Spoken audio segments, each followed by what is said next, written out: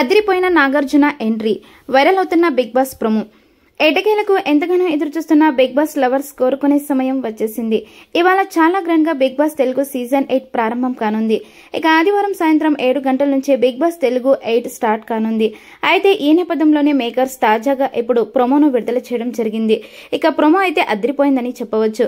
ఇక ఇందులో Nagarjuna entry dance అయితే కుమ్మేశాడు. ఇక అంతేకాకుండా నాగార్జున ముచ్చట్లు చేసే సందడి అంతా ఇంత కాదు.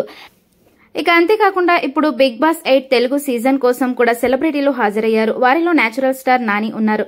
సరిపోతే శనివారం సినిమా ప్రమోషన్స్ లో భాగంగా నాని బిగ్ బాస్ తెలుగు 8 కు గెస్ట్ గా వచ్చారు. నాగార్జునతో సందడి చేశారు. అంతేకాకుండా బిగ్ బాస్ తెలుగు 2 సీజన్ కి నాని హోస్ట్ గా చేసిన విషయం తెలిసిందే. దీంతో నాని హోస్ట్ చేయమనగా వద్దు సార్ అని చెప్పడం కూడా జరిగింది. ఇక అంతేకాకుండా గతంలో కూడా నాని చాలా సార్లు బిగ్ బాస్ హౌస్ లోకి వచ్చారు. ఇక నానితో పాటు దగ్గుబాటి రానా, నివేదా థామస్ కూడా అతిథులుగా హాజరయ్యారు.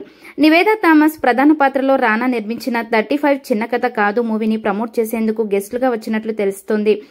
ఇక వారు కూడా బాగా సందడి చేసి అందరినీ ఆకట్టుకున్నారు. ఇక వీరితో పాటు బాలకృష్ణ భగవంత్ కేసరి సినిమా డైరెక్టర్ అనిల్ రావిపూడి కూడా అతిథిగా బిగ్ బాస్ స్టేజ్ పైకి హాజరై సందడి చేశారు. కామెడీ యాక్షన్ డైరెక్టర్ గా పేరు తెచ్చుకున్న అనిల్ రావిపూడి గతంలో కూడా హౌస్ లోకి ఎంట్రీ ఇచ్చారు.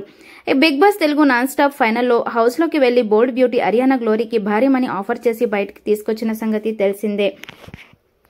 అయితే వీరితో పాటు ఇక సెలబ్రిటీల డాన్స్ పర్ఫార్మెన్స్ తో బిగ్ బాస్ తెలుగు సీజన్ 8 లాంచ్ సందడిగా సాగింది.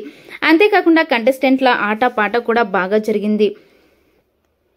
ఇక బిగ్ బాస్ సీజన్ 8 కి సంబంధించిన షూటింగ్, డాన్స్ పర్ఫార్మెన్స్ లు, గెస్ట్ల ఎంట్రీ, హోస్ట్ నాగార్జునతో వారి ముచ్చట్లు చేసే సందడి కూడా అంతా ఇంత కాదు, ప్రోమోలోనే తెలిసిపోతుంది. ఇక బిగ్ బాస్ తెలుగు సీజన్ లో మొత్తంగా సుమారు 20 మంది కంటెస్టెంట్స్ వరకు పాల్గొననున్నట్టు తెలుస్తుంది.